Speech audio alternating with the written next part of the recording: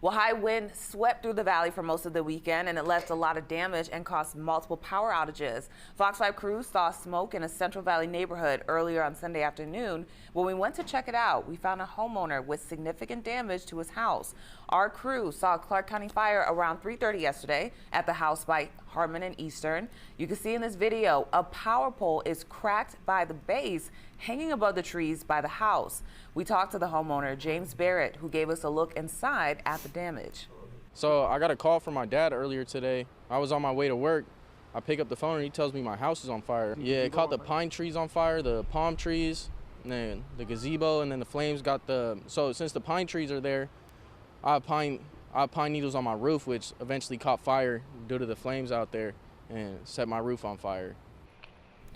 Yeah, the 21-year-old says he took over the house after his mother passed away, paid off her debts, and just finished paying off the home. We saw severe damage to the roof and saw a propane tank in the backyard that managed to be completely untouched by that fire. Barrett says he's grateful, and the firefighters kicked in his door and rescued his dog, Phoebe. And Barrett tells us that he noticed damage on this power pole for more than a year now and says he reached out to NV Energy about it.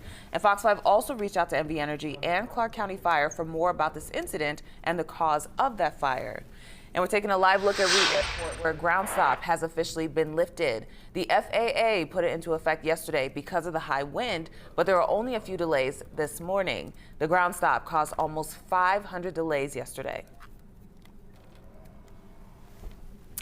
506 NV Energy has shut down power up in Mount Charleston, parts of it at least, Angel Peak and Kyle Canyon areas.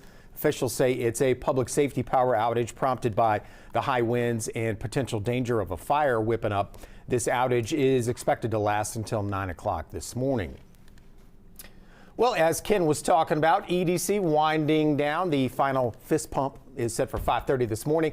All those people going to need a good shower. The dust will be everywhere.